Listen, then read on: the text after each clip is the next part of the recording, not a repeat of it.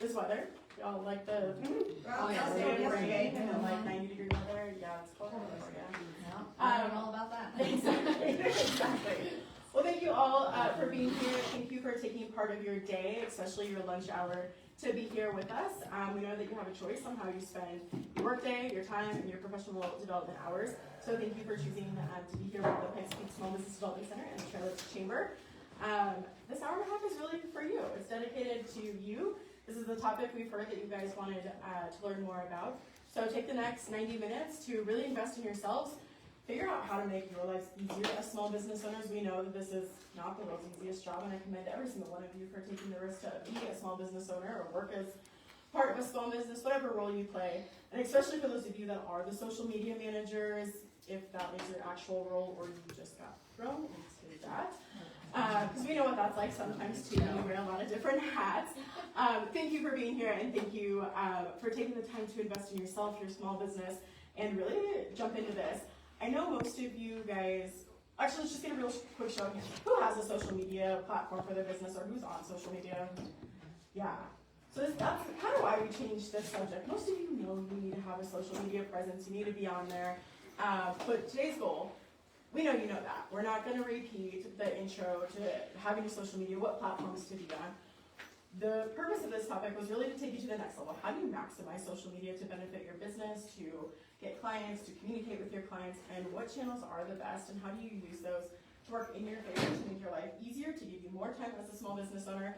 So that's why this topic is beyond the basics. We assume you guys knew the basics. Some of you were here a couple of years ago when we taught the basics.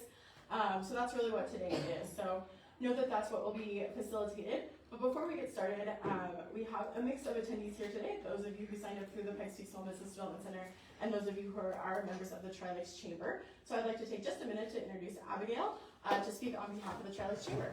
Awesome. Hello, y'all. My name is Abigail, and I work here at the Trail Lakes Chamber as an event planner. If you are not familiar, we represent northern El Paso County, but we actually have businesses from Denver all the way down to Fountain. And it's people who really want to be part of impacting this area, the growing area that is northern El Paso County, with all the new people who are living here and the businesses that are growing. And we have such a dynamic group. We provide a lot of online presence for people. So all our members have a really cool marketing and landing page. So when you're thinking about this marketing piece, every member has a website that actually is housed on our website and that connects you with the chamber, which is super cool. But we also do a lot of really fantastic events. So we get to partner with education events, and I'll be live streaming this today on our Facebook and then post it on our education event page on our website. So if you have any of the things that you hear and you're like, man, I just need to re-listen to that again, or you want to listen to some of the other things, you can find it there. We also have a community and business expo that we're going to host in October, and it's at the Trail Lakes YMCA, and we bring in several hundred people from the community coming in who are looking for businesses that are here, from locals that run business they want to know personally. And so you can have a vendor space. It's $55 for non-members to be at this, so it's really affordable. It's $45 for members, and it's a great time. And that's just one of the events that we do. We have business after hours last night. If you've never participated in Monuments 4th of July, we have a street fair with 160 vendors that are about to roll up out here in 2 weeks, along with a beer garden in Limbaugh Park. There's a parade and like 15 to 20,000 people that come and celebrate the 4th of July in downtown Monument. So we are a 3-person, half, and then 1 part-time person team. And we get to be part of this with really awesome ambassadors. Some are in this room, but we love supporting businesses and championing them. So it's really great to have you today. We hope you come back and you check out other things that we do. And we're really excited to have Suzanne speak. So thank you, Suzanne, for taking the time today. If you need the restroom while we are meeting, it is back through that door. We're not going to take a break today, but if you need to go, feel free to go, and there's some water over there. And you can find this online afterwards. So make sure your email address you've given to one of us, and then we'll email it out afterwards so you have the link too. But awesome. Well, you want to introduce our speaker? Thank you. Thank you, Abigail. We are really, really incredibly fortunate to be able to be partnered with the Trail Lakes Chamber. So thank you for having the SBDC here with you all today. But we don't want to waste any time getting to the good part because I know you did not show up to hear me talk. But for really quick, for those of you who aren't familiar with the SBDC, I'm not going to take time away from Suzanne's presentation to talk about that today. So if you do want information, please just come find me afterwards, and we are here every month. But the topic you all have been waiting for, managing your social media, and even as some of us younger people, I have no clue what I'm doing, so I will be taking notes in the class just like all of you. But it is my absolute pleasure to introduce Suzanne. Suzanne will be facilitating social media beyond the basics, social media for small business beyond the basics. So like I said, kind of step 2 of what we've already covered.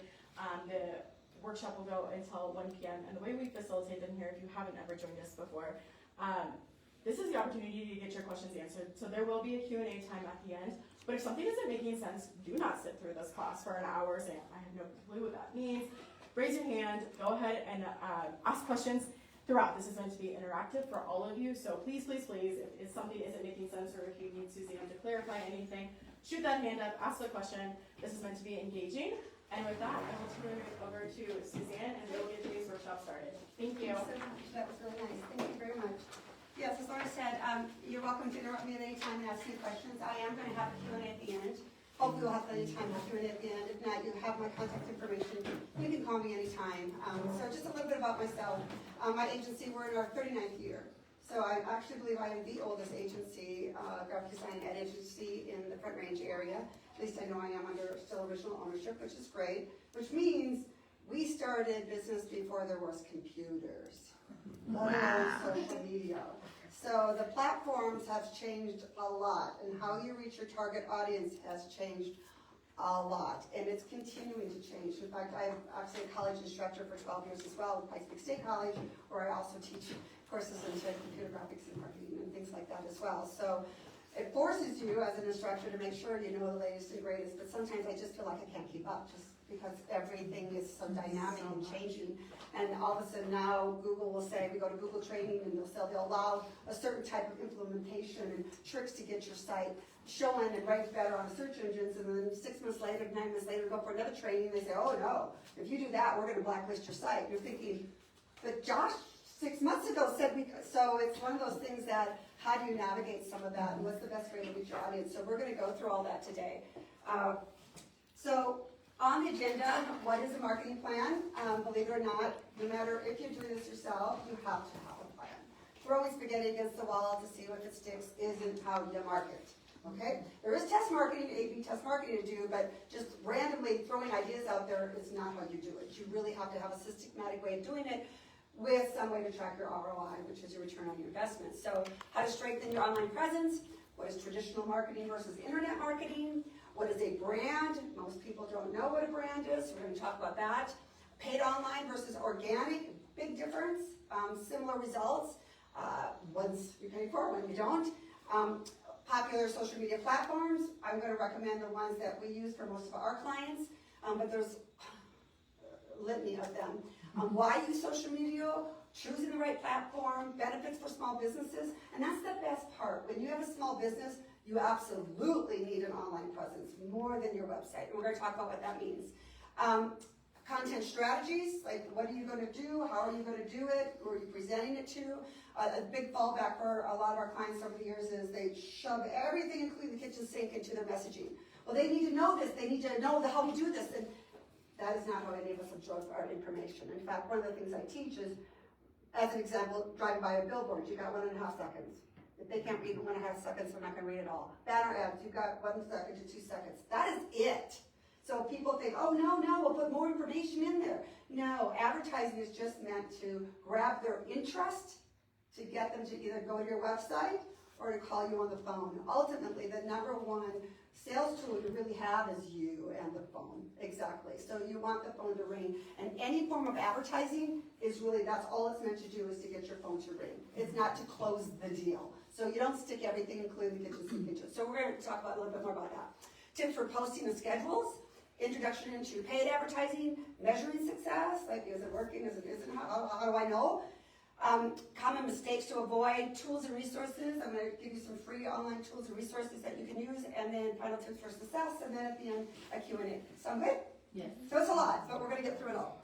Okay, so a traditional type of advertising, typically before the birth of the internet, was your television and your radio and your direct mail and newspapers and trade shows and billboards and even guerrilla marketing.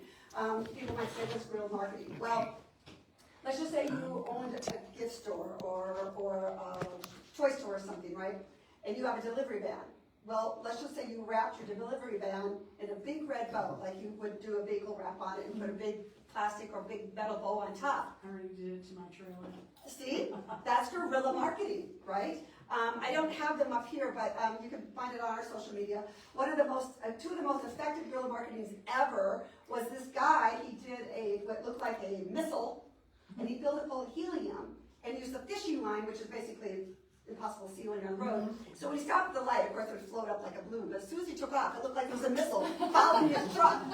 And people are like, "Oh my God!" I mean, there's nobody on this planet that did not see that and did not stare multiple times and remember it. Another one of the most effective is this guy. He did bagels wraps for a living, and he put on the tailgate of his pickup a woman hog-tied in the back of his pickup. The police finally called him and said, "You need to take that down," because the phone lines were going off the rails on it. But it went national. Small business went national. Every news outlet picked it up because it was flippin' hilarious. Other ones are, let's say you own a piano store and there's steps going into your store. Make every step looks like keys on a piano. There you go. Right? So these are guerrilla marketing techniques. So think about your own business and what you could maybe do. Even guerrilla marketing includes those guys out there throwing around pizza signs. You know what I mean? Or the big waving inflatable guys. That's actually considered guerrilla marketing as well. So there's a lot that you can still do for your business depending on what kind of businesses you have. In fact, I'd like to take a little quick toll. So how many of you guys are like service-based? Okay, services, great. How many of you guys sell products? Okay, so we're kind of a 50-50 split. Okay, great. This works for all of that. And we can fine tune it if you have particular questions about that. So internet marketing, what is that? Well, social media marketing, website, blogs. Blogs are big. And most of my clients are like, I don't have time to write a blog. I'm not a writer. Well, AI is great to help you with that, or call us and we can help put something together. You have to have a blog today. You absolutely have to have a blog on your website today. It's not I'll get around to it, I don't need it. You do, and here's why. Google, believe it or not, Google and YouTube are two most popular search engines used by people, okay? And what happens with the blog is it keeps your site dynamic, always fresh new content. And we're gonna talk about what you're gonna do with that coming up here. So you have to write content with keywords. So you can use like Google AdWords tools to figure out what's trending on the internet. You can also go into your web browser and let's just say you do carpeting or recarpet places. You could put in the word carpet and then you'll see below it, right, all these options that come up. They come up in order of what's trending, what the terms most popular are based on your IP address. So that can also help you determine what you want to talk about in your blog, right? So, and it's always got to be like useful tips. Give something away. Give them a benefit for reading your blog, not salesy. Don't get salesy on any of your stuff because people just go, oh, I'm so sick and tired of hearing that. Because on an average, people are bombarded between 6,000 and 1,000 ads a day. Whether you realize it or not, they come in your email, they're on billboards, they're in your car, they pop up on your My Radar app. I mean, it's everywhere, including the traditional media. You need to do like some kind of banner ads possibly. You can do that on your own site and other partner sites, and we'll be back. We'll talk about that for a minute. Email blasts are really big. Why? Well, all this content we're going to talk about today, you will put in an email blast, and then when you send it out to your clients with tips, suggestions, and advice, not sell, it's tips and advice. You're helping them, you're giving away the farm type of thing. You give away just enough information that they want to contact you to get more, right? So it's kind of a teaser of information. And in there, you're going to feel it full of all these links that link back to your YouTube, your blog, your social media. So what happens when they click it and it goes back, that drives up traffic organically. We're going to deep dive into that a little bit more too. Organic listing versus SEO, search engine optimization. Free search engine listing pages. How do you realize your Google profile is a mini website? How many of you have built out your Google profile? It's a website, people, by Google. you got to be there and you got to fill it out. You can put whole services in there, you can put whole products and services and your picture gallery and your hours, everything in this now. It is multi-pages, multi-dimensional, and that helps you drastically go up organically in search engines. Yes? So I've attempted to put together my Google profile. What they're looking for is they're looking for a picture of the area. And so I don't, considering I office out of my house, I have no idea what to do about that. You don't have to put your address in there. We have a client that doesn't want her address public either. You only get it once you book an appointment with her. Because she doesn't want every Tom, Dick, and Harry just showing up at her door because she has a home-based business. So there's ways around that, but when they want pictures, they want your logo, right? They want products, pictures of your products or services you want, which can be stock photos. You don't actually have to put a picture of your area. I'm not sure what that means. So I'm not familiar with that. So, but you can always call me later, tomorrow, whatever. Okay, thank you, I appreciate that. They want a picture of the sign of your business. Yes, basically. Before they'll put you on the. Right, so like your logo. Yes. They just want your logo, That's a picture all. of your logo, the front of your store or Yeah. something like that. 'Cause But we I'll just tell you, have- number one rule in advertising, you do not put the picture of your store or your business in your Right. ad unless your business is for sale. Right. That's the number one mistake everybody makes. Every rookie puts the picture of the store up there. Could care less what your store looks like. What are you selling? Yeah, exactly. That's what you need to put out there, right? Everything. If the business isn't for sale, you don't put a picture of it in the ad. It's just that simple, right? So a lot of times people don't realize they do have a Google profile. You wanna know why? Because as soon as somebody goes to Google and writes a bad review for you, you automatically get a profile. And a lot of our clients that we've helped over the last 39 years don't even realize they've got a profile and it isn't a good one. So you need to claim it. It will say claim this listing, and then you validate that it's yours by providing the additional information and go through that process. So, good questions. Okay, Craigslist is also free, believe it or not. People sell a lot on Craigslist. Facebook Marketplace, depending on what you're selling. I mean, all that kind of stuff. eBay, Pinterest, Etsy. I mean, the list goes on and on and on. Even Groupon and social, Living Social, you can put ads and posters and information out. So, okay, marketing plan. Let's talk about that. Does everybody have this in front of them? Okay. So, marketing plan. It has a variety of different components to it, and it's always different. It's always going to be like a pie shape, but it's always going to be different, and it's based on what you're selling, your products and your services, and where your demographic lives, okay? So, when you get into marketing, a lot of our clients, they will do the design and do their marketing for what appeals to them. You're not selling to yourself, people. Okay, you gotta get over yourself. It's not what you like. It's what appeals to your target audience. If you want to sell something to someone, you got to design it and put it where they're going to see it and they're going to react to it, right? Not what you think looks good. And that's the biggest thing a lot of our clients have a hurdle to get over. So out of that, it could have referrals and e-blasts and online and also magazines and marketing collateral, yellow pages, all these trade shows, drug mailers, all these kind of things, right? Coupons, everything. Now, let's just say, let's go back here, let's just say the orange section represents your online. Whoops, let's go this, sorry. Out of that, and this is the biggest mistake people think, they think your online is your marketing plan. It is not. It's everything I just went through. Okay? So the biggest mistake small businesses make is they just think, well, I'm doing all this stuff online, I have a marketing plan. No, you have one piece of the pie. Okay? It's way more than that. So out of that, what would that look like? Well, again, we make a pie shape here, and it talks about all the different types of things. And I'll have you flip your card over in a second too. So out of this, you're going to break this up into categories. Okay?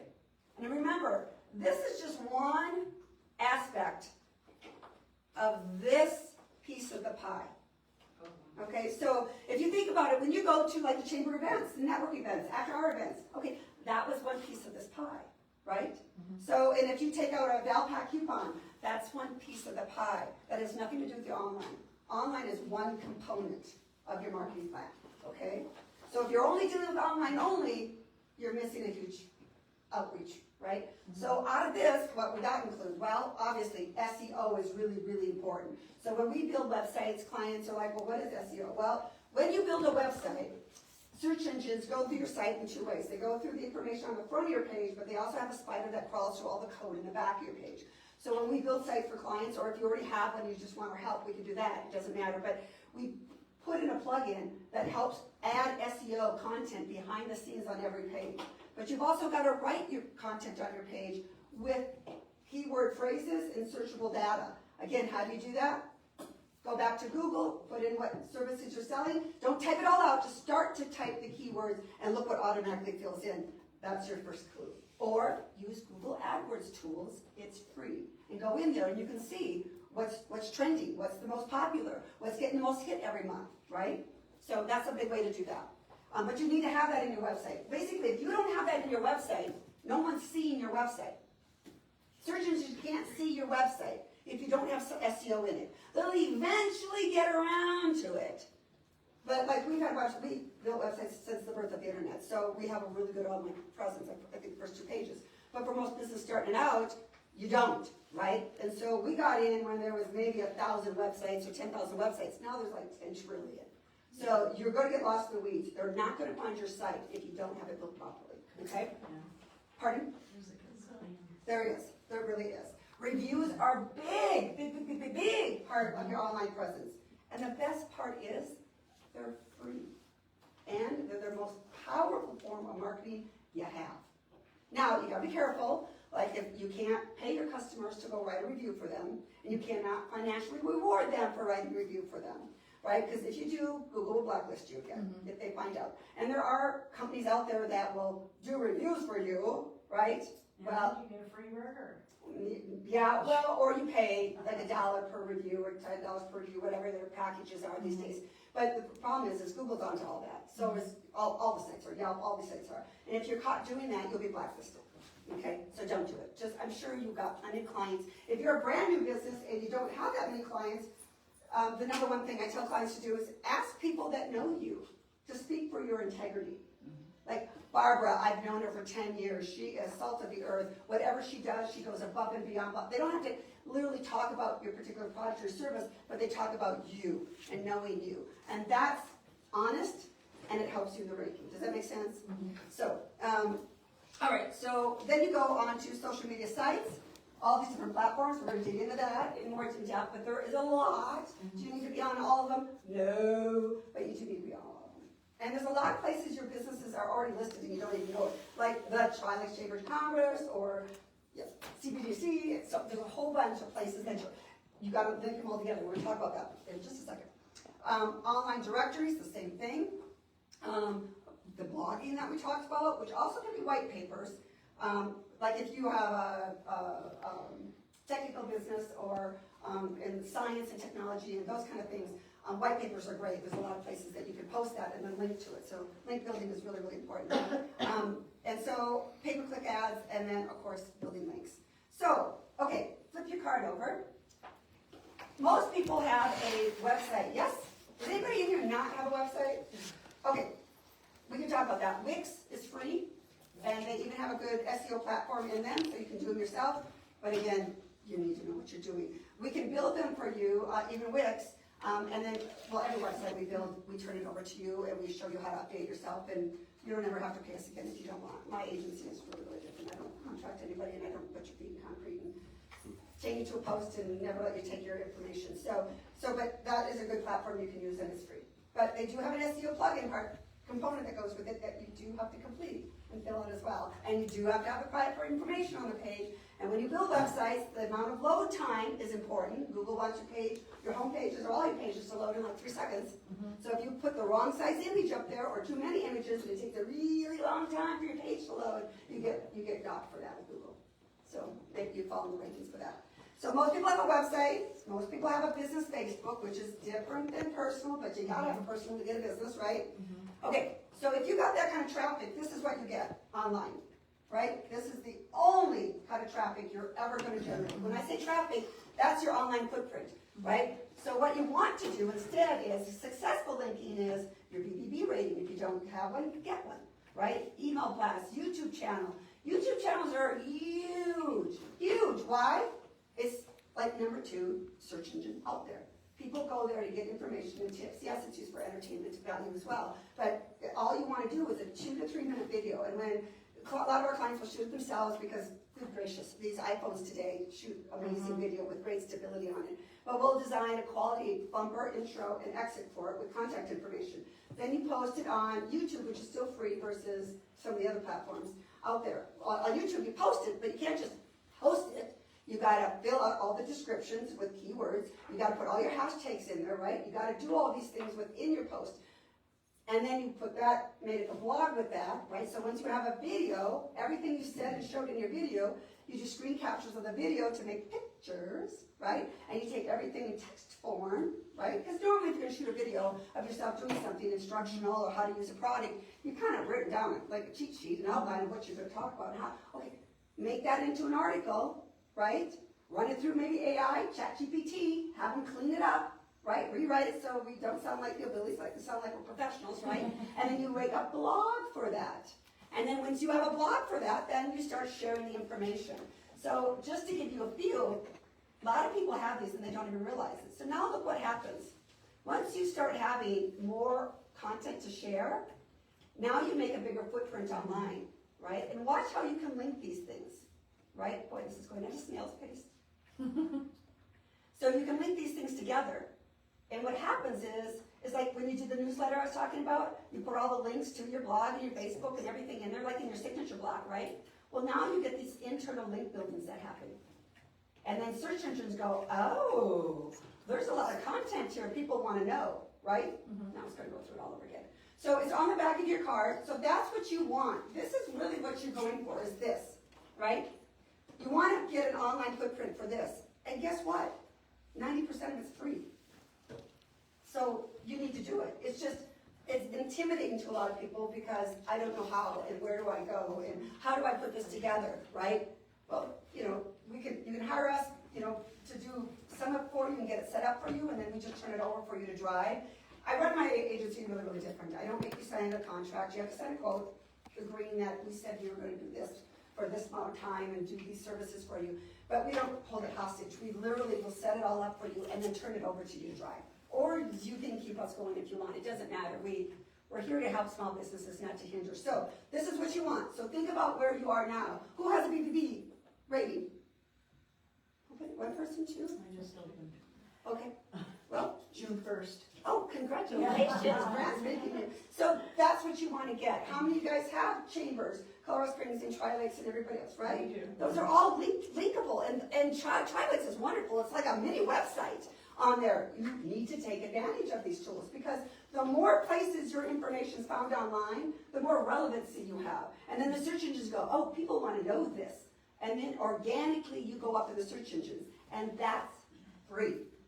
Get it? So free is best, but free takes a long time to put together, or it can take a long time to get there. We can expedite things, but it can take a little bit to do, right? So that's where it's really important to know what your options are and then to capitalize on it. And for a lot of people, they're like, oh, so busy just trying to get the doors open and get the inventory on the shelf, they forget to do these things. Well, you don't have to hire my agency. There's a lot of people that you can hire to help you start building up these platforms. But always make sure when you do, you're using quality images, right? Clean them up, make sure they look good. Because if they don't appeal to your demographic, you're just wasting your time.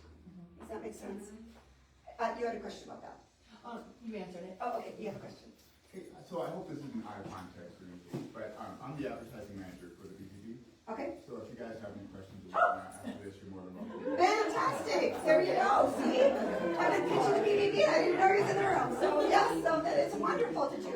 And again, you can build that out, and there's a lot of information in there that kind of links back. And so what happens is let's just say you do a 2-minute, 3-minute tutorial about how to use your product, or let's just say you do home maintenance, or maybe you build homes and you want to say, don't forget to unplug your sprinkler system and drain your line, and you do a 2-minute video on that. Okay, now you put the video there, right? Now you're going to create a blog in it, and in the blog you're going to put the pictures and a link to the video on YouTube. Then you're taking the blog, right? And you're copying that URL and you're pasting it into your LinkedIn and your business Facebook and Twitter, right? So what happens is one video you put here, here, here, here. It shows up everywhere. Right. So what happens is, well, you've got the keywords and the descriptions and everything there, but what happens is you put it on your business Facebook page. Somebody clicked on that. Okay, so you already click. Now they clicked on it, and then from Facebook, and it goes back to your blog. And then they click to play the video, and that link goes back to your YouTube channel. So one person just generated 3 clicks for you.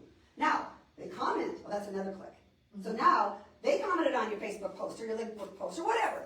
You like it, bing, that's a hit. And then you comment on it, bing, that's another hit. Right? And every hit, bing, bing, bing, bing, bing, bing, bing, bing, bing. That's how you go up in their search engines. Okay? Well, you know, back in the day, we did do pay-per-clicks campaigns for our clients, and when they first came out with that, people abused it. So somebody, let's say you had a dental office, and a competitor was running Facebook ads or whatever, Google ads online, whatever. And one of my clients, she's the sweetest person on the planet, and she admitted every time she's seen this ad, she makes sure she clicked it a couple of times. Because every time it did, it cost them between 10 cents and $1 for every. It can even cost you $10 a click, just to use his budget up. And I'm like, I couldn't believe she told me that. I'm like, what? So Google realized people were doing that. So now it's based on your IP address. So you can click that ad as many times as you want, but it's only going to count once on your IP address. But your phone is an IP address, your laptop's an IP address, your smart TV's an IP address. But don't do that. Yeah. I have a big philosophy, treat others the way you want to be treated. If you don't want somebody to abuse you like that, don't tell somebody else. Karma's a bitch. Just saying. Okay? So, here are just a few of the platforms out there. Over here, I have put out really the ones you really should seriously consider, and there's some more as well. TikTok, believe it or not, how many of you guys are afraid to get on TikTok because the government said China's going to get all the information? That's bullshit. It's crazy. Zuckerberg already sold it to them off of Facebook a long time ago. Right. Okay, they didn't want you on there because, believe it or not, that's where you really find out the truth about politics and the truth going on. Because, gotta say it, our mainstream news doesn't tell you the truth. So if you want to know the truth, get on there. But here's the deal, it is the biggest platform out there for selling products and services because you can even do live stuff, you can take their classes. Yes, it's a bit of a beast to understand, and they're always changing the rules like every frickin' day. There's another way of doing something, and it's just like, holy Hannah. But it is a wonderful platform, not only to get out there and talk about your stuff, but to pitch ideas and to get people interested. And again, it's part of that bing, bing, bing, bing, bing. Yes, you have a question? I don't see Whatnot auction up there. Whatnot? Yeah, that can definitely, Because we do that at our store. yes. But you gotta look, and we're gonna talk about that. I'm gonna show you which one's kind of geared to which demographic group. We're gonna burrow into that a little bit. Okay. The reason you had YouTube on there twice, was it super special? Oh, did I put it on there twice? I was just wondering if it was extra special. No, I'm greater air. That's just me. So here are some of the most popular platforms out there, and here is who they are really geared for. So Facebook is, well, and honestly, this is what the latest AI told me was 45 cap, but I gotta be honest with you. I got people 65, 75, and 85 years old, and they only use Facebook, right? But I think what AI is referencing is what is used for ad sale, like who's buying at that level, right? I know that my parents, grandparents, all those kind of things, they're watching it for entertainment value and to see what the grandkids are doing, right? But as far as a sales platform, they feel like in building, community building with post ads, you know, and events, that's between your 25 and 45-year-old, okay? Now, Instagram, it's visual, 18 to 35, you know, it's visual products, photos, reels, and stories. It's very dynamic. If you watch them, it can be, for some of us that are 60 or plus, it can be a little, holy crap, can you tone it down? You know what I mean? But if you're selling a clothing store to that demographic group, you better be there and you better know what is appealing to them. Elsewise, they just swipe past you just a second, okay? The good thing is all these platforms and TikTok, all of them, they have data for you. You can actually see right there in your app exactly who responded. Were they already following you or are they new followers? How long did they stay on your page? Did they engage with you? Did they link off from you? That's really great data to know and to help steer you. Well, nobody responded to that video I created, but holy crap, this one went viral. And for some of us, we think 1,000 likes is viral, right? 1,000 views are viral. To the millennials, if you didn't get a million yet, you're not viral. So LinkedIn is great. It is still a platform for B2B. So if you are selling products and services to businesses and business owners and business executives, you must be there. Same thing with Pinterest. That's really fun, but that's inspirational. It is e-commerce, right? So a lot of people are selling off of their Pinterest boards. That is ultra creative. Like, it's just beautiful, crafty, that kind of stuff. And YouTube is Gen Z, millennials, but now it's all the way up to the 70 years. It has really climbed drastically. People need to know, how do I fix this leaky pipe? You know, but what does this mean? That my noise is, my furnace is making this noise. People of all ages will get on there and look it up. Well, okay, if you're a plumber or electrician, and you have a video out there, and it's just short enough to get them to go, oh my God, this guy knows what he's talking about, right? When you have a whole, and when you do like YouTube channels, or YouTube platform, there's channels and playlists, right, that you can set up, right? Well, that makes you the expert in the field. In fact, one of the #1 platforms that are really going bananas on YouTube is realtors. Oh my God. And we have a couple clients that are realtors. Oh my God. Posting homes for sale and walking through in 3D videos and interactive, and this one's sold and having events, and they are really, really pushing YouTube, but it's really great for a whole lot of types of businesses. So why use social media? Well, 4.8 million people are there worldwide. And you might say, well, I don't care about somebody in Kansas, let alone China. Really? You can't ship it? Right, exactly. Right? So customer reach, businesses online, cost-effective marketing, we're gonna talk about that in a little bit more detail. Building customer loyalty and engagement. So we're gonna talk about that a little bit more as well. Why do you want them to keep coming back to your page? How many of you guys follow people online or liked people online? Because of why? Why did you do that? Content. Did you like it or didn't like it? Like it. Want to see more? Yeah. How about somebody else? It entertains me. Yeah, I know, cat videos never win. Sorry, my husband sent me 3 videos this morning. How about somebody else? Who else? Our son won't listen to me, but he'll watch somebody else's video on on certain. Yeah, so then find the one that says the I'll same thing you've been saying, yeah, send them a like link, right? or exercises or flexibility for athletes or Yes. People follow because they want to know what else you have to say. That's why they'll like and follow, subscribe to your page on YouTube, because you gave them something of value, right? So when you're on TikTok, Instagram, whatever, and all of a sudden you get notice, oh, someone, new follower. Oh, that's a new follower. Oh, I got another follower. You know, it's such an ego boost. Like, oh my God, they like that. They're going to follow me. They want to see more of this stuff, right? Then you're doing something right. If no one's following you or subscribing, you better step back and reevaluate. Are you designing your messaging for you, or are you designing it for your client? You want to sell to and make money and keep your lights on for it. You really got to get out of your own way, right? That's one thing I teach college students. Is they design for what they like. Are you the one buying your product, or are all these people buying it? Because these people don't like that. That's you, That's right? why I follow people, to see how they do it, to Yes. keep coming back. It's an idea, it's a learning. Yes. journey. So you bring up a really good point. So not only do you need to follow people because their videos are entertaining or they give useful information, but, and I never, ever plagiarize anybody. Never, ever do that. You don't want somebody doing it to you, don't do it to them.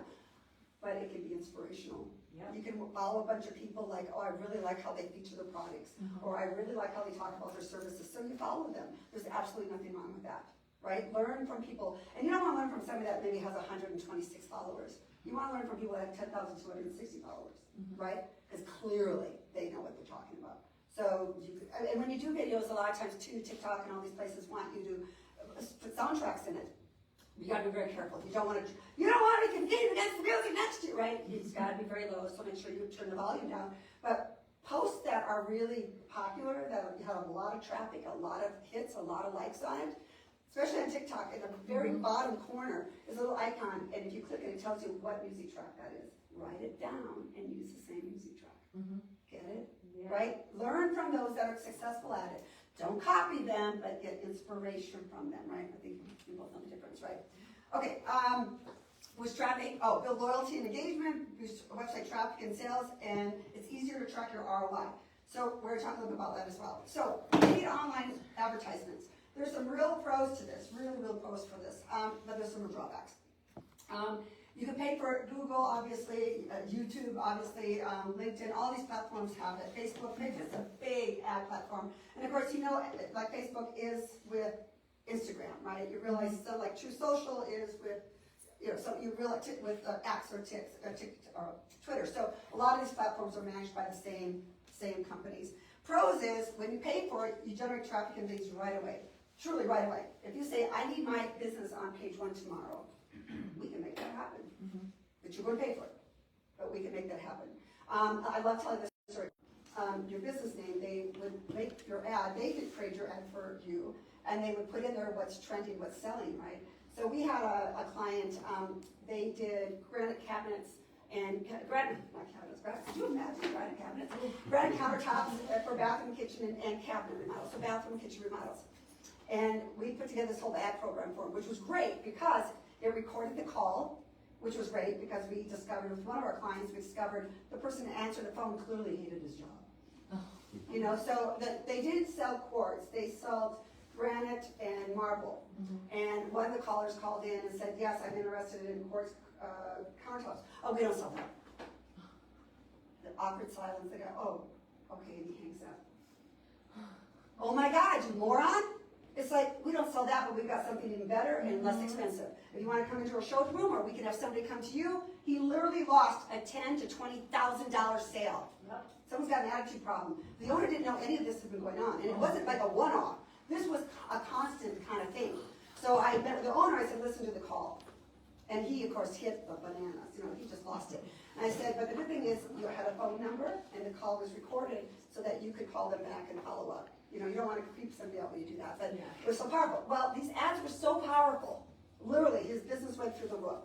So powerful, that one of the competitors in town, who was a big name, felt the dent. So they came out with their own series of ads, and they literally ran their ads calling their business the name of our client's business, which is highly illegal. Yeah. And so I immediately brought it to my client's attention. I said, call your attorney immediately. And then I called my Google rep immediately and said, this needs to be stopped immediately. I mean, how unethical, right? But, you know, I just thought of something I didn't mention. When we were talking about traditional forms of advertising, some ways that are really simple to do is yard signs, right? Putting up yard signs. And just making sure you have, like, you don't have to spend $3,000 to $5,000 on vehicle wrap, but having decals on your vehicle because your vehicle's a moving sign. A lot of times, especially for small businesses, there's a lot of different ways we can come up with very inexpensive ways to reach your audience. We've done this over and over for businesses. In fact, one guy is a home builder, remodeler, and all we did was we branded all of his employees had the same shirt on. We put really nice magnets on his car, his trucks, not his cars, because we trucks, not the cheap kind with just black and red, but I mean, nice ones on there. And then he had yard signs that he put out while he was building it and in the area. And he said, people would stop me and say, I see your stuff everywhere. You know how cheap that was for us to do for them? So it doesn't have to be expensive. Okay, sorry, I digress. But, okay, so get you right away, demographics, you can pick, literally pick. You know, how do you know that when you shop at like King Soopers and you have your little fob or you put in your phone number, everything you buy at Walmart, King Super, everything goes into a national database. Your magazine subscriptions, everything. If you get Golf Digest, everything goes into a national database. You have no privacy. So if anybody says, don't go here because you don't have it anyways. That's just an illusion. There's no privacy. It's because, let's just say you start going to the store and now you're buying diapers and formula. Guess what's going to show up in your mailbox? Guess what ads you're going to see on your social media platforms? Guess what ads you're going to see in your email? Right? You might see them today just from talking. Because the phones are listening, there's a big lawsuit for that. Your phone is never not listening to you. In fact, Siri got in big trouble for that. Google got in big trouble. There's a big lawsuit going on right now. It never not listens to what you're saying in your conversation.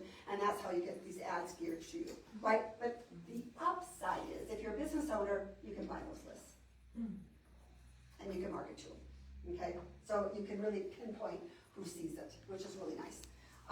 So scalability, so let's just say you're getting some response from your ad, but you only put in a $10 a day budget. You wanna see more? Double it, go to $20 a day for your ad budget, right, or your ad spend. Or when you're doing keywords, I mean, some keywords can be, here's a good example. Years ago we had a client and they sold jewelry. And we were looking at the ad spend, and jewelry was like 1 million hits a month in Google searches. And it was like $10 a hit is what we were gonna have to play if you wanna play that, right? So, but jewelry in Europe is spelled with 2 L's, and most of us Americans can't spell anyway. So we bought the word jewelry for 10 cents, and their sales were bananas. You get it? So a lot of times, misspelled words, look at your Google AdWords. A lot of times your misspelled words have a whole lot of potential. They're very little cost, right? 10 cents versus $10, that was a no-brainer, right? So, but do your homework for that. If not, call an agency, they'll do it for you. A/B testing is great. So A/B testing, we just got done doing this, well, I guess it was it, or June? Maybe earlier this year, last year, time's going by so fast. I thought the older I got, things would slow down, it's just not happening that way. So Facebook is great. They have Facebook Meta, right? And you can build ads in there. And what you do is you build up the whole platform and you put in test ads. And test ads usually start with like a yellow box with just words on it. And then you run tests for, it could be a day, it could be a week, whatever you want to do, usually it's just a day. And then you see how many people responded to it. And you do this with a bunch of series of ads, like 8 to 10 ads. And you see what responded to those words, that title, that description. The next time you put it up, you use the most popular one, you did 8 to 10, pick the one that got the most traffic, the most likes, the most hits, the most comments on it. Now you pair just that one saying with an image. Another image, and another image. And so now you do another series of 8 to 10 ads with different images, but that same number one headline that you used, right? And you run these series of ads. It's more and more in depth than that. But basically, you can really tailor it down to what's going to work before you spend $500 or $1,000 running big ads, right? Get it? So you can do some A/B test marketing, which is good. Cons is, yeah, it can become really expensive, right? Like we talked about. It's temporary. As soon as you stop paying for those pay-per-click ads, it goes away. Okay? And the other is ad fatigue. People kind of get tired of seeing the same thing over and over. So literally, do you want to see the same ad from the people you're following over and over?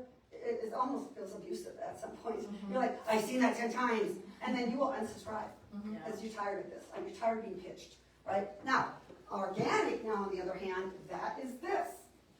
It takes time to do, but it is free, right? So if you've got the time, and you've got, you're probably grandkid at this point in high school, but if you've got somebody that's really good on platforms, have them help you or hire an agency like mine to help build this out for you. Because this is what's got longevity to it, right?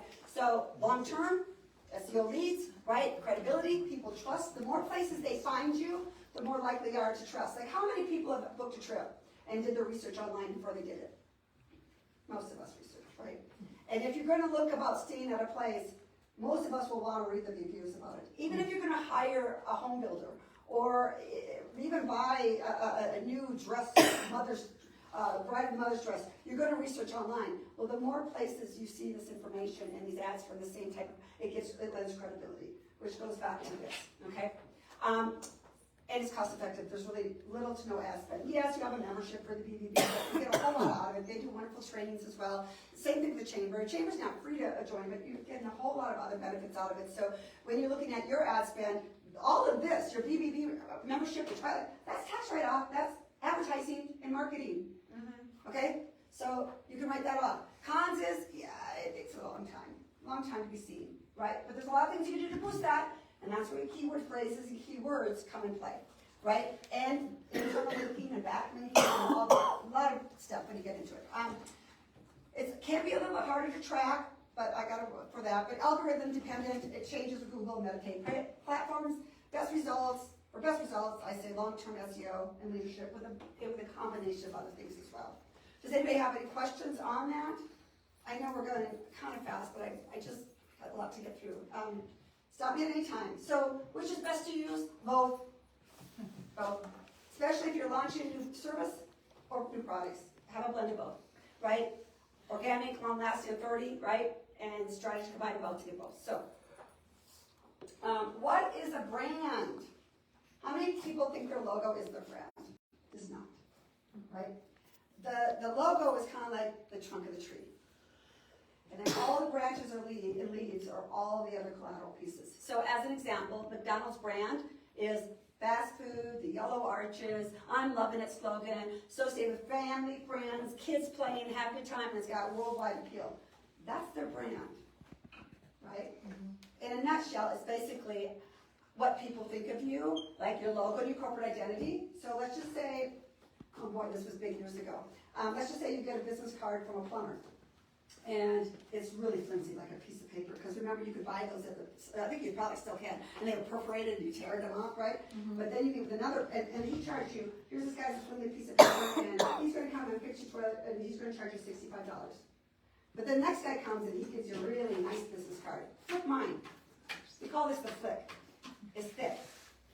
And I say, I'll fix your toilet for $135. 9 out of 10 people will pay the $135. Why? Because the other guy doesn't know what he's doing, he's too cheap. It's too flimsy, he cut corners.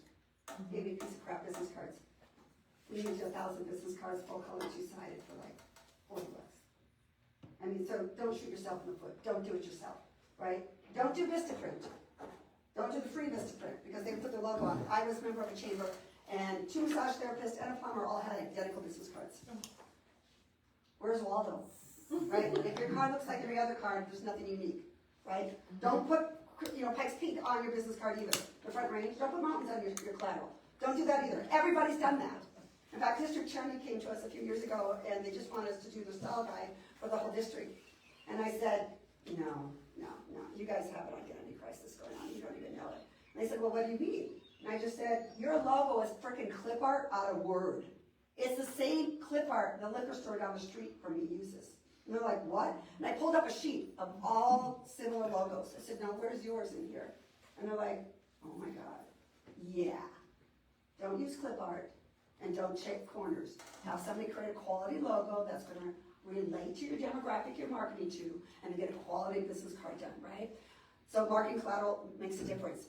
And your marketing collateral, what are you giving out, right? What is the takeaway, right? So do you leave behind a brochure, a wrap card? What is it you leave behind? If you create something really big and bulky, chances are they'll go in the trash because they just have a place for it. It's just going to get cluttered. They'll keep it for a while, but then God, it's in the way, and you're like, put it in the recycling bin, right? Business cards, let's just say you do metalworking or fences or anything to do with metal, even cars. We can get you metal business cards. They're cool as crap. They're not really pricey, but they're cool as crap. I've had business cards made out of wood, thin wood, because they did wood cabinetry from scratch. I mean, what is the thing? The number one thing people keep is your business card. So do not cut corners and don't go the cheap way, because then they think you're cheap. You got cheap products, cheap services, you're gonna cut corners. A good quality business card ain't that much, okay? How you and your employees dress is everything. Let's just say this plumber comes to the house, but he looks like he slept in his clothes. They're wrinkled, they're not pressed, he doesn't have his name badge on, nothing. We all know the scammers are out there, pretending to be what they're not. So make sure your employees are dressed accordingly. If you don't have a uniform, fine, that's fine. But then make sure that they all look professional. Like if I was up here in my gardening clothes, would you think I was half as credible as I am? No. Because people say, well, it doesn't matter. Oh, yes, it really does. It's part of your brand. How you present yourself to people is part of your brand. It's an extension of your brand. So I didn't feel like dressing up. Well, okay, well, then you probably aren't going to land that deal. And you never know who's going to walk into your business. So, well, tomorrow I'll just, okay. Why not do it every day? Because it is part of your brand. Your employee policies is part of your brand. How you treat people, right? It's a big part of your brand. How your vehicle looks. You know, if you pull up in a vehicle that's clean, it doesn't look like you went four-wheeling in it, you know, you go, but you clean it before you go to work or go meet with a client. I always clean my vehicles before I ever meet with a client. And if I'm picking them up, it's really crystal clean and it smells good in there. I mean, it's that whole experience they have with you. The experience they have with you at your business. So one of our clients, they do like woodworking, and they do warbles, and they do cabinetry, and they do wooden furniture. And the first time I walked in, I'm like, sensory overload, a lot to look at, a lot of samples, everything else, but where's that wood smell? You're literally making it here. I don't smell it. I said, go get me a bucket of your wood chips from the back. Put it on your front counter. Do you know how many people comment, my God, I just love coming here, it smells so good. It was just sawed-up cedar chips and a bucket on the front counter, right? So when you do that, what does your environment look like, and what is it? So how many, and this goes for men typically are the ones who own like auto repair places, right? And it's greasy and dirty, and guys don't really care, just fix my car. But who is really the one bringing the car in to get fixed? 80-some% is the wife. And if she doesn't feel comfortable in your environment, she ain't coming back. So we've had plenty of automobile repair places, and the thing is, I tell them, paint your lobby, make it look appealing, have it smell good, make sure that bathroom is modern and clean, because we're all going to be using it if we're sitting here for an hour or two waiting for the car to get done. Make sure you've got something for me to drink, make sure you've got something for me to suck on, like a hard candy or a piece of chocolate, and have the TV going or something to entertain me. Make it into an inviting environment, and they're going to want to come back, right? Or how many have gone to a clothing store And they got great stuff, you've been following them online, and the catalog of the website looks good, but you get there and you're like, between the rack and what the flip is that smell? Nope, I'm out. I'll leave. Like grandma's attic. Yeah, the environment is everything, your traffic flow through your stores and everything, right? What did it smell like, what did it look like? Did you have nice music playing if you've got a store going, right? Not the music you like, No. the music your client likes, right? Which is often not the same thing, right? Does that make sense? Does anybody have any question about that? Because I could talk about that for hours, but I think you got the gist, or anybody have questions? Okay, let's keep going. Okay, social media marketing, top benefit for small businesses. It does increase your brand awareness. You can direct engagement with customers. Like I said, when you run like Facebook ads, it asks you, what age group are they, is it religious, is it political, is it, you can pick what demographic you want to go after. When we do like direct mailers for clients, I can literally buy a list of everybody in a certain zip code. That'll go first. You can really pinpoint it, right? So you can get very precise on it, and you want to do that. Just blanking it up to anybody and everything. There is some benefits to it. We do a lot of government work where we're working on big construction projects, and who knows about Every Door? EDDM, Every Door Direct? Yep. So you can buy mailing lists, right? You can go on the site, and instead of paying, what is the stamp now, 68 cents? Something like that? Yeah. It's like 18 cents, Yeah. but you get everybody in that area. Well, that works really great if you got a store.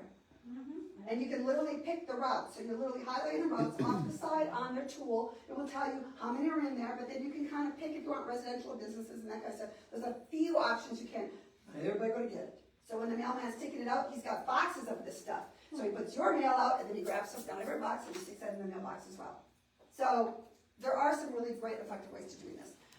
It is a very profitable lead generator, especially if you are giving them a setup to follow you or like you or comment on you. Okay, well now you know their ID. Get it? Okay. Don't become a stalker, but I don't think it looks like a stalker, so I'm not really worried about it. And it's a great way to showcase your products and your services. Again, no one's going to watch you for 5 minutes. Do you watch anybody for 5 minutes? No. 99% of us don't, so don't do it. No one's going to watch you. And you might be getting to the really good thing at 4.5 minutes, but no one's going to wait that long, right? Get to the point right away, right? And once you get to the point, then you can back it up, right? First, today I'm going to talk about blah, blah, this is how we're going to do it. Okay, oh, that's what I needed. Okay, now we start. Okay, we start with the blah, blah, blah, blah, blah, blah, blah, right? It's kind of like a cooking show. We're going to learn how to make this cake today or this pie today. Like, ooh, I want to do that. And what do? Okay, get your bowl, get your eggs, get your, you know what I mean, right? So start out right away with the good stuff, like how to fix your leaky toilet, or how do you get your toilet to stop running, the tank stopper, right? Say that in the beginning, show a visual, an announcement, and a headline for it. Then go into how to do it. Does that make sense? Pardon? Jiggled head. Yeah, sure. Yeah, short chain, out of the chain. And then you get real-time feedback and reviews. Here's the big kicker. Remember I was saying earlier that you might have a Google review or a Google profile, you don't even know it because somebody wrote a bad review. So you can't leave them there. You cannot leave them there. You have to address them. So here's the deal. So, there's even trolls out there that you're a competitor. So they'll write you a bad review just to ruin your business. Believe it, there's some mean people in the world. Just don't do that. Karma. Don't do it. Please don't do it. But let's just say someone leaves you a bad review. You have to address it. When did this happen? Who did you talk to? Let me make this right. Please give me a call and I will make this right for you, right? Even if you have to give them, let's just say you run a restaurant and they hated the service or hated the food. Come back, your next meal's on me. I'm so sorry that happened. Because why? Then when people look at the reviews, they go, oh, this person had an issue. It's always improvement, right? And they're like, oh my God, they really jumped on this right away, like within 2 days. And they offered him a free meal or free carpet cleaning. I cleaned 5 rooms. They cleaned 5 rooms for me, but the last one, what did they do? They didn't do anything. Well, I guess they ran out of time. Not a problem. I will come back and I will re-clean all of your rooms for you at no additional charge. Because then the next person that reads that goes, well, if I'm not happy, they're going to get on it right away for me. Right? That's really good for you. But if you don't address it, like we had a client, they had a pet emergency hospital in town, and when we met with them, we always do research on the clients ahead of time to find out, what's going on with them and how big a footprint they have and whatnot. And I found one. And I said, when I met with him, I said, I'll just call him Kevin. I said, Kevin, do you realize you have like 17 bad reviews out there? And He goes, yeah, well, I went into business with a partner, I didn't know he was bipolar, and he'd literally go off on our clients. And I'm thinking, well, you can't leave it there. You have one or two choices at this point. You either get on this and address it right away and do a social media PR campaign to address it. He goes, well, I fired him. I bought him out, it's all my business. Great, so you have one or two options. Rebrand yourself, come up with a new name. Or you get in front of this right now, you stop the train wreck because it's going off the tracks, baby. There's no way I would bring my beloved pet to a place that has 17 bad reviews. Oh, no. No way. They're my children with furry suits, furry suits, right? But if he says, I just found all these reviews, I am so sorry to hear this. He goes, I had a partner, and just be honest, didn't realize he had a medical issue. I no longer have him as a partner, it's just me. Please give me a try. In fact, I will give your pet a free exam, or free x-rays, or whatever it is, or 50% off your bill, whatever it is. But then PR it out on all your social media platforms, fix the damage, right? Because no one's ever going to get everything right. Yeah. You know, we've done some really great things, but years ago we had somebody that, she was a young kid, young girl, low 20s, I think, and didn't like, we had all the phone lines ringing. She called in and we said, we have a policy, you get the phone ring before it gets to the third ring. Never, always, if you're there, you must answer the phone. No matter if you're already on the phone, ask them kindly to put them on hold and answer that phone. It's just a policy I have. So we answered the phone and just said, hey, got our phone ringing right now, would you mind holding for just a minute? She got all pissed off from a bad review. That's the only one we go, BBB, 1 star, never a bad review in 39 years. Never, but that takes work. The number one thing we hear from our clients is, it's like I'm your only client. It's like you're just sitting by the phone waiting for me to call. Do you know how hard that is? Mm-hmm. But if I can do it, I'm a farm girl from Minnesota, if I can do it, you can do it, right? This isn't ingrained. You didn't learn it from your parents. You didn't learn it, it's the decision you made on how you want to treat your client, how you want to run your business. Does that make sense? Okay, let's keep going. Okay, what the mix should be. This is really important. In fact, this is one of the most important slides on here. A mix of content needs to be educational, but promotional. Behind the scenes, how did you make that furniture, that custom table, right? How do you make your clothing? How do you do these flower arrangements? How do you do these type of things? And user-generated content, right? So what does that mean? 80-20 rule, right? So 80-20 is you want to give the value and only 20% is your sales pitch. Too many people out there, it's all a sales pitch. I don't want to be pitched to. I want to learn and decide if this is something I want.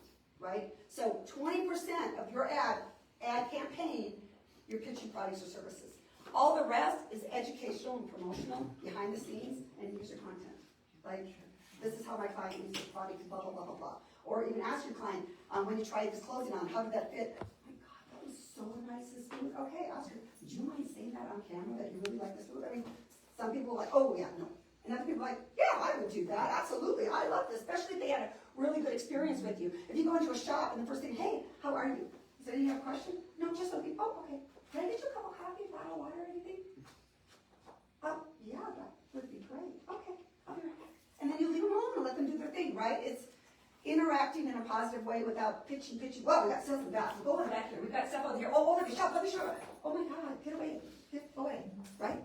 So treat others the way you want to, but this is really good. So use visual, high quality images, infographics, and short videos. There are platforms out there, and I'm going to show you a little bit here. I keep track of my time. Where you can use Canva is great, and I can show you that if we have time. Canva is really great. You can even do the free membership thing. You don't have to pay for Canva. They will create PowerPoints. You can do social media ads. You can do YouTube videos. They have a whole lot of stock library, AI-generated stuff. If you've got Adobe stock, there's a whole lot of AI-generated images in there. Firefly, AI-generated. ChatGPT will even generate images. You got to really watch, though, because none of them get the hands right. Hands and fingers are always like too many fingers, or they aren't bent the right way. So there are some drawbacks to some of that, right? But there's a whole lot of platforms out there now. What you cannot do, ever, is take somebody else's images and reuse it. You will be sued for copyright. You cannot do that. Even if it was AI generated, you cannot take somebody else's images. Okay? This is really important. Posting tips and schedules. So consistency matters. Like, figure out your demographic. Do most people go on? Like, if you're going to business, I'm not looking at anything on Mondays. I am so overwhelmed. My Mondays, I am just running wild and drinking through a fire hose, right? Where do your demographic, where do they usually shop after work, right? Or when do you, like if you're using an automotive repair place, when does your phone ring the most, right? If it's Tuesday morning and Monday morning, that means you probably pitched over the weekend or end of week, so that they knew first thing Monday morning they were gonna call you. Does that make sense? So get in front of them and have consistency. Best times to post, example by platform, and you can look that up. And tools to use. Buffer is a social media platform where you can upload your ad, and then it will disperse it out to your different platforms, and then they'll give you analytics. Ladder is one, Hootsuite is one, Canva is one. Some of them you pay for, Canva can be free, but they do work. Introduction to paid advertising, boost posts can increase your reach. We talked a little bit about that earlier. So if you start out with like $5 a day, $10 a day, and you realize people are responding, you boost it up and see what happens, right? So, but pay attention to it that you have an end time or end date, or you're going to get a surprise from your bank statement at the end of the month, right? Target specific age, location, and the right interest. Set a budget, even for test campaigns, and track engagement. So we, in the business called CPCs, CTRs, all that kind of stuff, ROI. So cost per click. Any of your analytics you look at, they use these terms. Cost per click. What did it cost you when they clicked on that ad link, right? Click-through rate. How many seen at click-through and then went through to the final page that you wanted to drive through, right? And the return on investment. So let's say you run an ad, it cost you $350, but 5 people came in and you made $875. Oh, wow. In the black, that was good. So now you know what your cost to spend ratio is, right? You're gonna know roughly, and you get more experience with that the more times you run your ads, but you'll get a good idea of knowing, okay, I'm gonna get 25% return on this, right? You're never gonna run ads and people are just gonna flood in the doors or your phone's gonna ring. That doesn't work. And I mean, unless you're running, you have a store and you're having all tennis shoes 80% off Saturday morning from 9 to 10. Okay, yeah, people might flood in between 9 and 10, but most of us don't have businesses like that, right? So, okay, measuring success. So key measuring tools, you know, how many followers, right? So you can see how many people signed on to your page you built, right? How many people are following you now, right? So that's a good indicator if they like your content. Engagement rate, how fast did they sign on? Like, remember I talked earlier, you had one ad that you ran or one video you posted, whatever, and you got 3 followers off of it and 8 likes or whatever, but you posted something else and you got like 17 likes and 168 new followers. You know that that's the type of messaging that's going to be most effective. It's not that you can't occasionally blend in a few other things, but just know you're never going to hit a home run out of the gate unless you're really doing some of these. I take classes from other people that are viral content creators just to find out what the recipe is, and I don't do it. Every single class, and I paid thousands to take these classes, and the number one thing they teach is you're faking it. You're lying and you're faking all the way through it. It's a gag. They get their friends and family and even hire actors, and they fake it all. It's all a fake.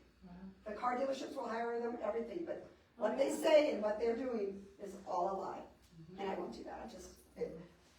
Being viral doesn't mean you have a successful company. The bottom line at the end of the month, when you look at your profit and loss statement, that you know if you've got a successful company. So don't worry about if your videos don't go viral. That's not the point, right? Do you get it? So many people are so obsessed with going viral. The people that are going viral, they're all lies and fakes. Where, oh my God, this guy stolen the bike, and he sat on the bike and got a pin in the spot. Well, it's all staged. It's all staged. None of it's legit. And that was disappointing. I spent thousands to find that out. I'm like, wow, that sucked. But now I know when I tell my clients, don't try to be viral. That doesn't equate to dollars in your bank account. Okay? For that info, I saved thousands. Yeah, right. We just saved you guys $1,000. So your webpage click-through. So every website, how many of you guys got Google Analytics hooked up? It's free. Good. Get it done. Google Analytics is free. Why? I'm going to show you that in a minute. And then conversion rates. So you'll see all of this. Trackable tools in Google Analytics, Facebook Insight, which is the Meta, Buffer, Ladder, Hootsuite, all those. Okay. All right. So as an example, this is what your Google Analytics report will look like. One of these plays. Hi. No. I wanted to play for you. There we go. Okay. So you'll see it kind of goes through this. There's all these drop downs, all these options, all these. You can get lost in it. It can be overwhelming. But you're going to look for the CPCs, the CTRs, the ROIs, how many links, what was organic, what you paid for. The nice thing is what pages did they go to? right? So let's just say you offer 5 different services, or you sell 10 different products, but everybody goes to these 3 pages. Okay, well, that's what's in demand right now. So what should you do with your advertising and your messaging? Targeted. Focus on those 3 services or those 3 products, because that's what is drawing them in, right? And you can see that all for free in Google Analytics, right? So do it, right? At first, yeah, it's overwhelming, but guess what? There's YouTube videos that help learn how to do that, right? You can do it yourself, and there's YouTube videos that show you what it means, right? So it's, everything can be found on YouTube these days, that's why you gotta be there. Okay, and you can show how you progressed, how many people signed on, what your sessions were. If you really wanna get creepy, there's a product called, yes, This is a stupid question. there's Why no are the stupid questions. analytics different between the website hosting connected Google Analytics and what Google Analytics does itself? They're never the same. That's usually because they've rebranded Google Analytics and blended in with their own platform. So it can be, it can be different, yeah. But a lot of times when they do that, they try to add their own extra features into it. Plus, they want to make it in such a way that they want to keep you there.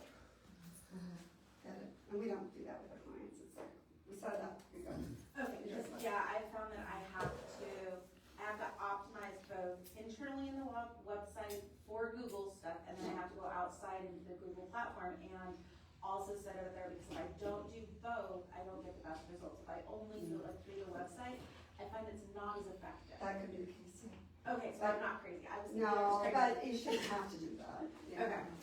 But here's something that's really kind of creepy, but it's really kind of cool if you're the business owner. There's a product called Lucky Orange, and we can put it on your site, and what it does is it records every single thing a person's using. So let's just say I'm the person, I'm on your website. It will show the scroll, it'll show me scrolling on your page, it'll show me clicking on here, it'll show me, it literally, you watch, it records the entire session of them on the website. And I got news for you. The majority of all the brand names you go to online are doing that to you. But here's the good thing, your ID and your information is not shared. They give you, it's called, one person's name will be Cherry Blossom, another one is Winter Storm, so they don't get to know who you are, but it gives them where they were in the country, right, their demographic kind of group, generic type of things. But what's also nice is with Lucky Orange, you can put it in there, you don't have to hire us to do it, you call it Lucky Orange, you have to put some coding, so there's no need to do. But what's nice is you can have pop-ups, so let's just say they went through your whole shopping cart and they're about to leave. A pop-up comes up and it just says, oh, thank you for spending time on my website. Did you find what you were looking for? If not, let me know. You can ask them. Never ask more than 3 questions. No one's going to take the time. They might even just ask once. But you ask them, why are you leaving without buying? Like, how can I improve my... So you can literally have a pop-up and engage. And all that stats that goes into Lucky Orange for you. So it can be really, really helpful. Even if you only want to do it for 3 to 6 months, just to help you get going and figure out what's going on. Right? Like, the number one thing is people will land on your landing page, but if it isn't designed correctly to appeal to them, they'll bounce right off. So if you have a high bounce rate on your homepage, something's wrong. But if you don't know these stats from Google Analytics or Lucky Orange, you don't realize they get there and within 2-3 seconds. Check yourself. Within 2-3 seconds, if you land in on a brand new website, do you really dig in there in hopes to find something? You go, oh God, this is crap, and you get off. And it's usually done within 3 seconds. So if they bounce off, why did they bounce off? Fix it, right? Figure it out and fix it, right? Does that make sense? Yep. Okay. Common mistakes to avoid. Inconsistent postings, like, oh, well, I did it on Tuesday, I'll do it again in 3 weeks on Wednesday or whatever. Get wrong. No, if you're following people, it's usually because they want more content from you, so you need to give it. But here's the beautiful thing. If you've been doing it for a long time, recycle something. Recycle it from a year and a half ago. Put it back up there if you have to. Change the heading on it, or change something about it, or change the music in it, or whatever you have to do.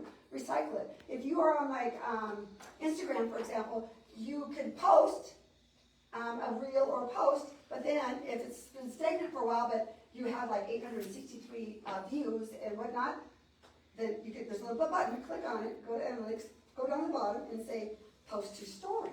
And then repost it again to a different audio space. So you can recycle stuff. Ignoring comments and questions, that will sink your battleship real fast, right? You cannot ignore people. Even if they're complaining and bitching about something, you have to address it. You have to be the bigger person, and you have to admit that you weren't wrong, and they weren't right, but you got a business to run. Right. So suck up and apologize, right? Does that make sense? I'm sorry, I know I'm a little I'm pretty black and white here. Focusing only on followers and not engagement, that's a big mistake, right? You want to constantly get more followers. You want to constantly engage with people, right? Okay? And not having a strategy, like I said earlier, just throwing the spaghetti against the wall is a really bad way of doing it, right? Really bad way. You've got to have, like, here's an example. Let's just say you own Dick's Sporting Goods stores. And if you've ever been there, you know they got a litany of things, I don't know, probably 50,000 things in the store. But if your ads just kept talking about hockey sticks and hockey equipment, you're going to reach a demographic group. But if you talk about golf, and you talk about now you've expanded your reach to a much larger demographic base, and you're going to pull in a lot bigger audience. Does that make sense? So diversify your message and make sure that, and even if you're trying something, you do the A/B testing like I said earlier, or just try a post out there. But if it doesn't do well within a week's time, take it down. Don't leave a bad post out. If it didn't generate traffic, it gave you a black eye, get it off. Right? But you're like, but I really want to know this. Okay, then stop and think about why didn't it work? And go look at other people's platforms, right? Other people selling the same type of products or services that have a lot. Well, why is theirs working and yours isn't? Oh, they were actually outside. You know what I mean? Analyze why it didn't work, but don't leave bad ads out there. That's the nice thing about digital. Oh, great. Okay. Thank you, honey. And posting, over-posting sale content. Again, 20% of what you should be posting is the pitch on the product or service. 80% is entertainment, it's enrichment, it's educational, right? Does that make sense? Okay? All right. Tools to use, content creation, Canva's free, Adobe Express I think is really inexpensive. We have the whole Creative Cloud, so up here it's different. But scheduling, use Buffer, schedule what your ads. You can post a whole lot of ads out there in these platforms, Hootsuite and all these other platforms, or we do it for our clients, so they don't have to deal with any of that. We do it all, but we put everything in there, and you can say what time of day you want it released, based on when it's going to reach your biggest demographic group. So you can put a whole month's worth of advertising up there at one time, and it can just automatically get released out. You don't have to sit there and babysit it. Now, if you go to a company that only does social media marketing, they're going to just say, well, you got to do it every day. In fact, for a while there, they were like, you got to do it 3 times to 5 times a day. Oh my God, that's called spamming. Do not do that. It is. Do not do that. And we had one client out of Texas, they've been our client for over 30 years. I had to unfriend them and unfollow and unsubscribe.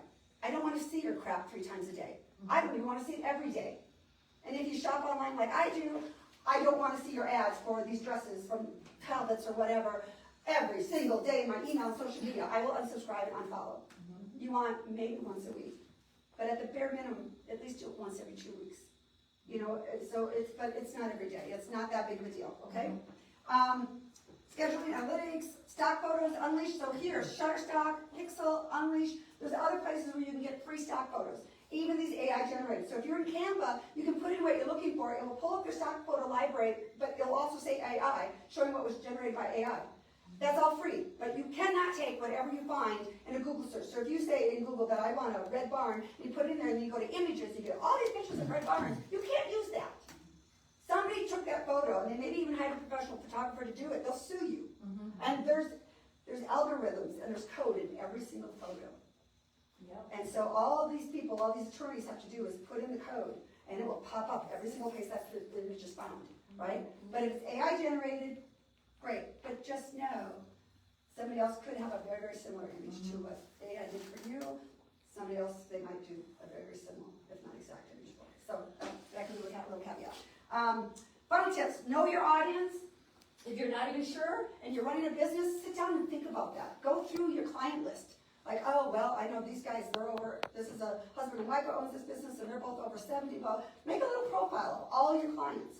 Figure out who you're really selling to and what product or service you're selling to each one. And then you can even do a survey. Go look at your followers online. Look at their profiles. Who are they? Are they young? Are they old? What do they do? Right? You need to know who they are. Stay authentic, be you. Like I said, don't do fake stuff. Don't lie. Just don't. No, it's not. And if they ever figure it out, they will spread that bad word. Bad word of mouth spreads 10 times faster than good word of mouth. Oh, absolutely. So be careful. And invest your time. Your social media will grow gradually. Okay, Q&A, 5-6 minutes. That'd be really good. So, I know we covered a lot, I just gave it to you through parables, I'm sorry, but there's just so much, I mean, I could go on all day about this stuff, but these are really the basic stuff. Most of all of this you really can do yourself, you don't have to hire an agency. But if you aren't familiar, or don't know about it, there's quite a learning curve, quite a bell learning curve, to get into this. So, starting with an agency like ours, interview the people you want to hire to make sure that if they build these things for you, who owns it? Because a lot of times what we get over the 39 years, they'll build it for you, but you don't actually own it. And if you're not happy with them, you don't get to leave with it. Right? That's not how I run my agency. You hire me to do a job, I even train you on how to handle it from there on out. Call me if you need me. And a lot of clients come and they say that's what they want, and then a month or two go by, yeah, we got the client for this, just do it. Here's what we need, this is what I'm doing. So we pull a whole plan together. We do our research. Ask AI. You know, what are people talking about? If you're selling gardening supplies, you know, ask AI. AI is good, Google AI is really good for that, or ChatGPT. You can ask what people are looking for, right? So it's not that you use that as the Bible, but it helps fill in the gaps that you might not be aware of. Does that make sense? Yes. Excuse me, I'm not really sure how to ask this, but like, I don't know, 6 or 7 years ago, I think I was using Buffer. Yeah.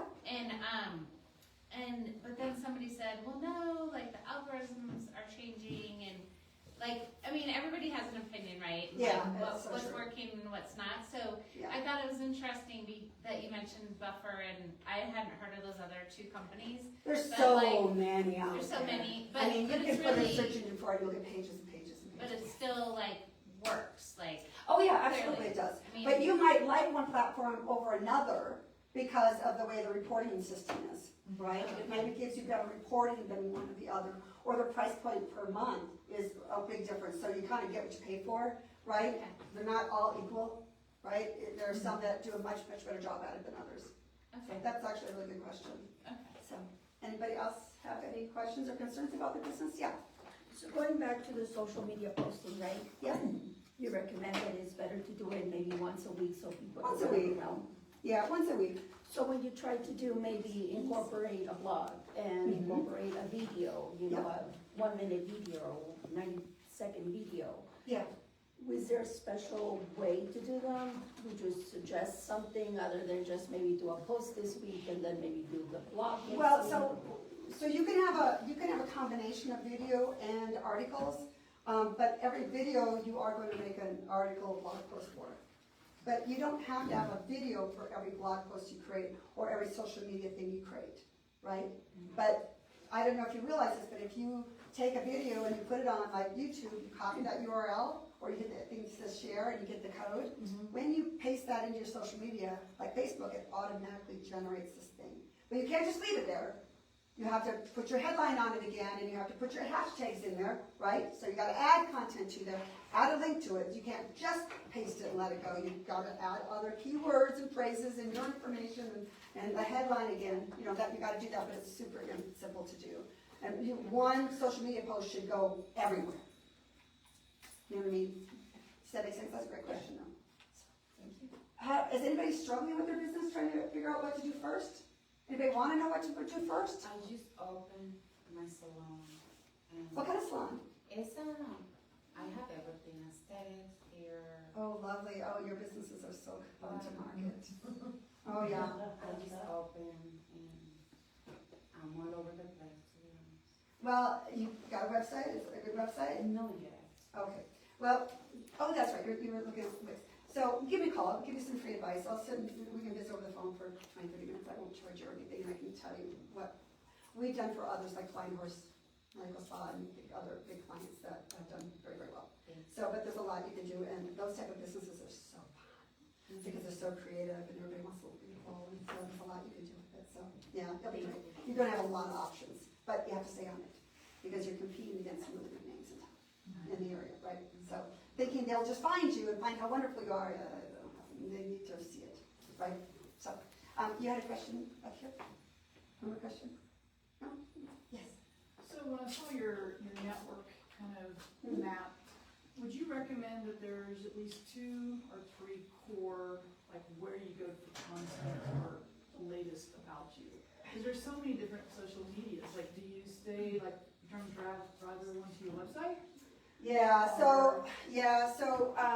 me, go back to this slide here. You mentioned YouTube, you know, most video can go over there, and then you link all your social media to that one thing. So this is really, honestly, this is, I do have YouTube.